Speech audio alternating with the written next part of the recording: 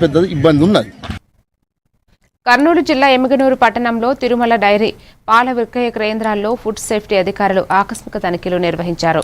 పాల కేంద్రాలు, డైరీల్లో తనిఖీలు చేశారు. పాల కేంద్రాల నుండి పాల నమూనాలు సేకరించిన నమూనాలు పరిశీలన నిమిత్తం కర్నూలు ప్రయోగశాలకు పంపిస్తున్నట్లు కర్నూలు జిల్లా ఆహార తనిఖీ అధికారి రాజగోపాల్ తెలిపారు.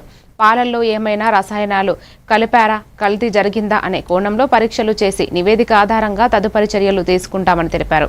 ప్రజల నాణ్యమైన పాలు వినియోగించాలని, అనుమానాస్పద పరిస్థితులు గమనిస్తే ఆహార తనిఖీ అధికారులకు సమాచారం ఇవ్వాలని కోరారు. యూరియా టెస్ట్ అంటే మన సైడ్ సౌత్ సైడ్ ఎక్కువగా మనకు రిపోర్ట్ కాలేదు, నార్త్ సైడ్ ఎక్కువ రిపోర్ట్ అవుతుంది. ఏదేమైనా మనం యూరియా టెస్ట్ అనేది ఇప్పుడు చేయడం జరుగుతుంది. చిక్కగా ఉంటుంది మిల్క్, దాంతో ప్రోటీన్ శాతం పెంచడానికి, చిక్కదనం రావడానికి వీళ్ళు కలుపుతారు.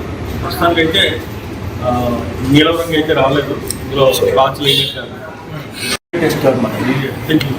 మిల్క్లో యూరియా ఉందా లేదా అనేది టెస్ట్ అని తెలుస్తుంది. దానిలో ఏంటంటే స్టార్చ్ ఉందో లేదో తెలుస్తారు. టెస్ట్ నైట్రోజన్ టెస్ట్ యాజిటీస్గా అదే కలర్ ఉంటే యూరియా లేనట్టు.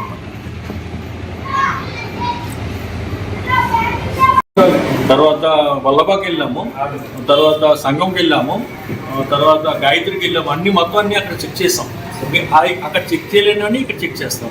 రూజ్ కూడా చెక్ చేస్తాం. అక్కడ రూజ్ మిల్ సెంటర్స్ ఉంటాయి కదా, అవి కూడా చెక్ చేస్తాం.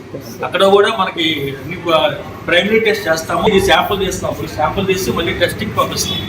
టెస్టింగ్ ల్యాబ్ పంపిస్తాం. ఫుడ్ ల్యాబ్కి రిపోర్ట్ రాగానే వాళ్ళు కేసు ఫైల్ చేస్తాం. అంటే ఇంకా రాదండి, మన 15 రోజులు టైం పడుతుంది.